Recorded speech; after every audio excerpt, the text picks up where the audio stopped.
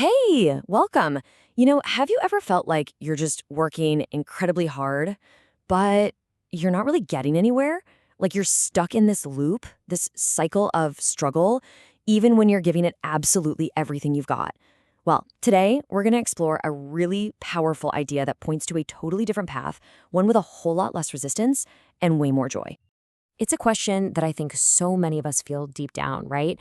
Why does life sometimes feel like such an uphill battle? We're constantly rowing, putting in all this effort, and at the end of the day, we just feel exhausted and stuck.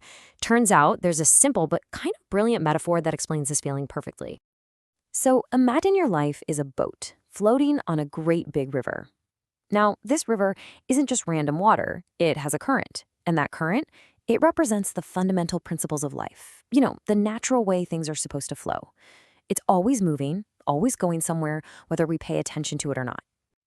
And here's what's so powerful about that idea.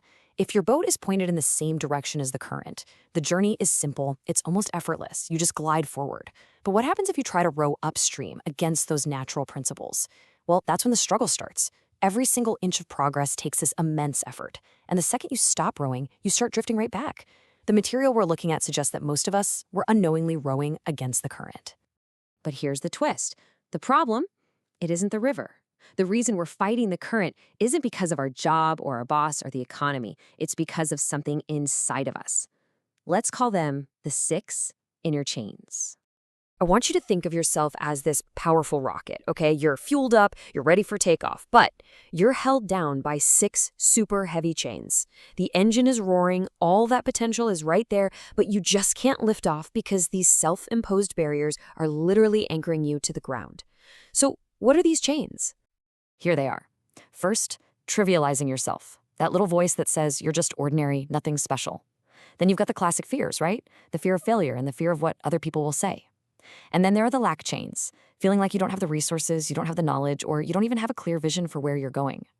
These 6 chains create this kind of cocoon around our potential. And the thing is, they can only be broken from the inside. Okay, so how in the world do we break these chains? Well, it's not by pulling on them harder.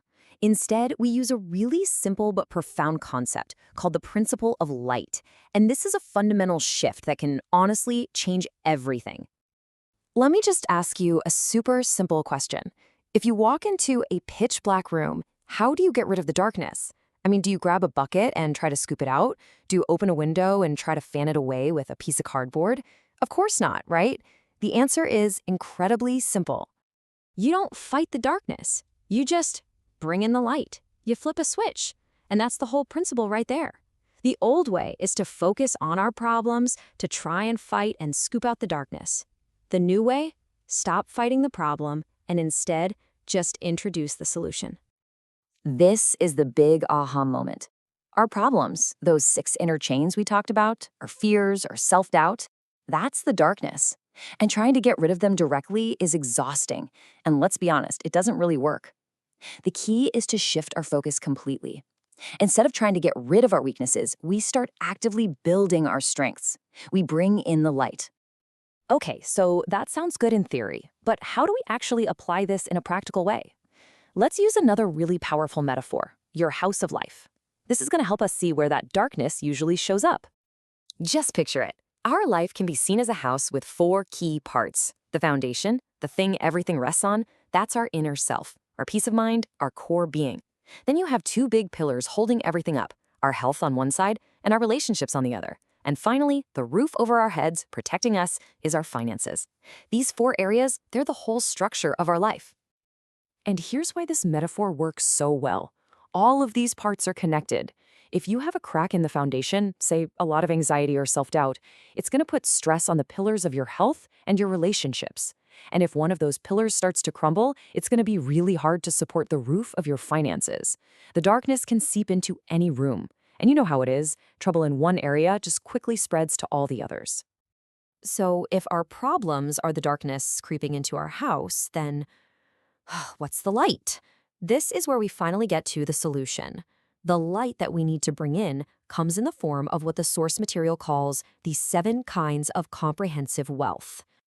Because as you can see here, wealth is so much more than just money. True comprehensive wealth actually has 7 different aspects. Yeah, there are the material things we usually think of, our skills and competence, our physical health, and our possessions or finances. But the true foundation, the real heavy hitters, are the non-material things, our wisdom, our mindset, our character, and our inner qualities. So the goal then is to cultivate this comprehensive wealth. It's a holistic state of being rich in those intangible inner assets as well as the tangible outer ones. Think about it.